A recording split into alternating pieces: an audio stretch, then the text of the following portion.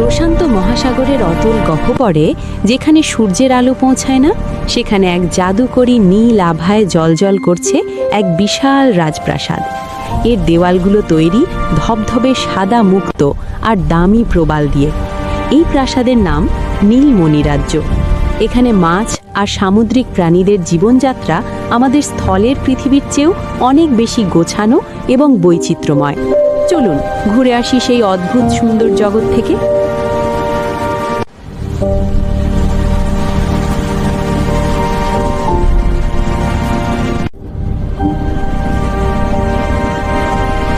প্রশান্ত মহাসাগরের অতল গহ্বরে যেখানে সূর্যের আলো পৌঁছায় না, সেখানে এক জাদুকরী নীল আভায় জ্বলজ্বল করছে এক বিশাল রাজপ্রাসাদ।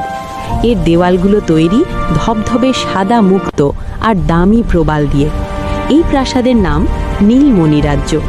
এখানে মাছ আর সামুদ্রিক প্রাণীদের জীবনযাত্রা আমাদের স্থলের পৃথিবীর চেয়েও অনেক বেশি গোছানো এবং বৈচিত্র্যময়। চলুন ঘুরে আসি সেই অদ্ভুত সুন্দর জগৎ থেকে।